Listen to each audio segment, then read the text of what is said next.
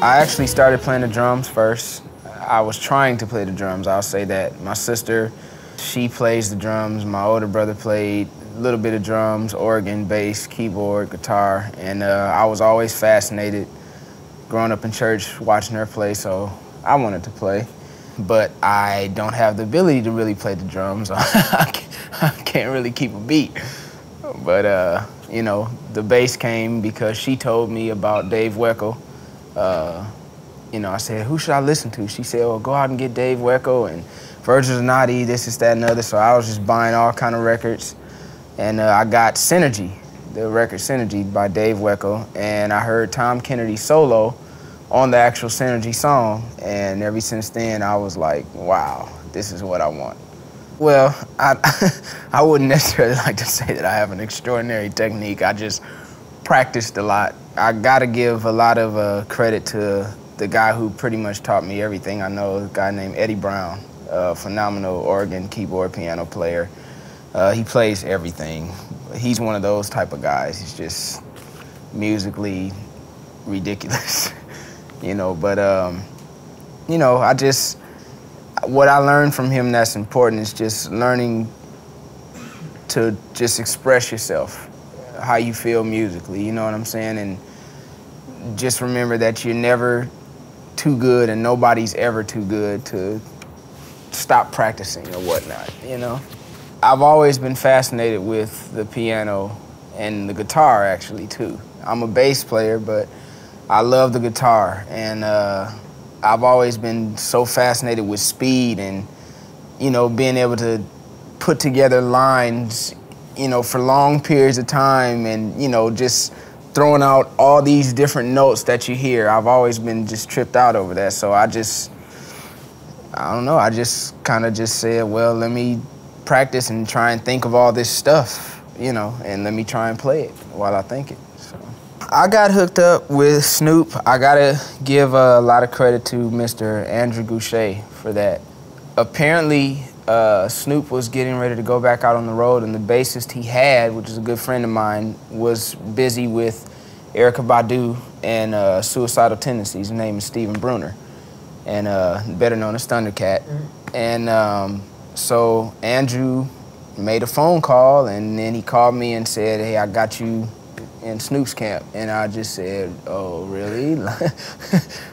Really? And he said, yeah, they're gonna be calling you soon. So they called me not too long, much longer, and that was it. No audition, just they said, we got rehearsal this weekend, we got 2 rehearsals, then we got our first show the next day after that.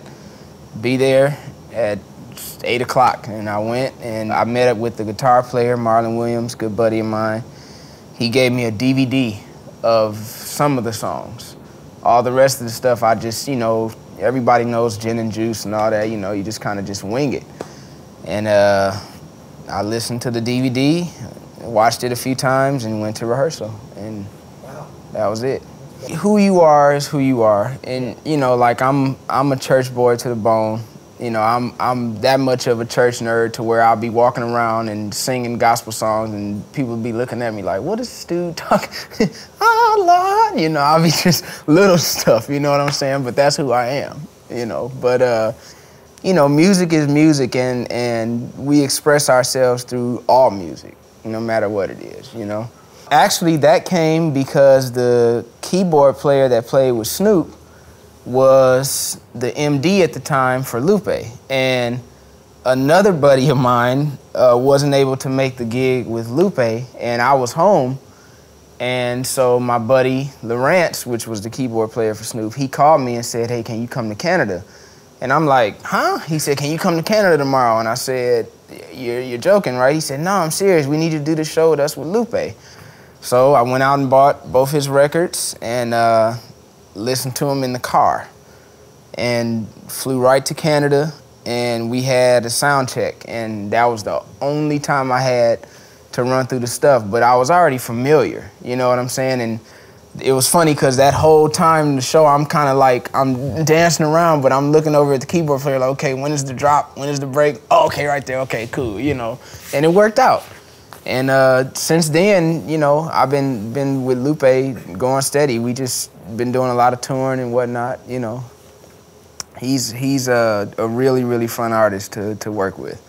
At the time when I was doing both Snoop and Lupe, it would get weird because, of course, like I would be out on the road with Snoop and Lupe's people would call me and I'd be like, uh-oh, you know, what do I do? But Lupe wouldn't have anybody playing bass. And it would just be guitar, drums, keyboard, and a DJ at the time. And it just kind of just went together. You know, he was real generous in the aspect because he knew I had been working with Snoop for a long time. You know, that's another reason why I'm real appreciative. And even when I had shows with Lupe and then Snoop's people would call, they didn't mind either. They just said, it's okay, you know, we'll see you next time. You know, so it worked out. You know, now I'm working just more so with Lupe, you know, but at the time it was, you know, it worked some kind of way, and I'm very appreciative of both Snoop and Lupe because neither one of them mind the fact that, you know, if I was already gone or something like that was to happen, they, you know, they understood, which is, I got a lot to be thankful for. I am the biggest nerd on the planet, from Star Wars to Star Trek, any sci-fi, any Japanese anime, comic books, cartoons, you name it, video games, that is me.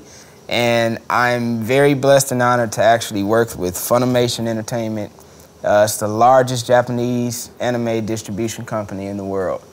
And on top of them, I'm very blessed and honored to be able to work with Marvel Entertainment. And everybody knows Marvel, you know, Incredible Hulk, and that's my favorite hero, by the way, Incredible Hulk, that's the #1. Again, this goes back to my fascination with guitar players. I always figured, you know, once I started playing bass, I was looking for different sounds that I could do similar to that, or even things I didn't hear guitar players do. I was actually really struck by Alan Holdsworth. You know, like, this guy uses all kind of stuff, you know, and I was looking for that, and then somebody introduced me to his music, and I was like, oh yeah, well, he can do that, so why can't I? I basically want to tell bass players, don't be shy anymore. Be adventurous. Try new stuff. You know, with all the technology, see what's out there. You know, I've always kind of been into just trying whatever is out, you know, and seeing whatever's new, and you'll be surprised what you run into, man. I mean, realistically, I didn't know anything like this existed yet. I thought it may have still been certain issues that were, you know, people were dealing with back in the past, but it's crazy nowadays, man. You can do whatever, do anything. Be adventurous. I gave my rig a name. I have 5 bass heads, and I have 9 cabinets. I might be getting another 9 cabinets, so it'll be 18 total. And I gave it the name the Power Wall of Eternity. That's what it's called. So that basically started as just something that Snoop wanted for the look for a particular tour. You know, stage to look big and everything, but there's nothing fake and dummy about it. Everything is plugged up, all 9 cabinets, and everything is cranked. So it's just all sub and bottom. It's ridiculous. Everything of mine is working, and also I got 2 backup generators on it. So like, let's say the power goes out on stage, I'm good to go for another 2 hours. It's awesome. One thing that's important that I want to say to all musicians coming up, first and foremost, this is not a competition. No one is better than anyone, because we all have our own voice, every musician. And the key to moving forward is your attitude more than even your playing. You know, being a good, positive person and appreciating everybody's gift and loving all music can take you a long way. And as far as, you know, being in the industry and whatnot, that really comes from just being in the right place at the right time. You know, for me, my sister got me into the NAMM show because she's, you know, with a few drum companies. And that's where I met Andrew Goucher and Mike Tobias. And then it just went from there. You know, but really the thing that sticks out when it comes to how to get into the industry, or however you want to put it, it's really number one, your attitude. And then practice also. You know, nobody is too good to practice. I mean, John Patitucci he's practiced probably 1,000 minutes a day. You know, I mean, it's everybody has to take their instrument serious, and you're never too good. Never let money get in the way. You know, even for the ones that are in the industry, never let a paycheck come in between you and perfecting your craft. You know, that's real important. It's not always about the money. It should just be about the music first and foremost, and expressing yourself through the music. As far as what's next for me, I'm just finishing up my record and keep on working with Marvel and Funimation, and working on other records and touring and playing bass. That's pretty much it. Reading comic books and all that other good stuff too.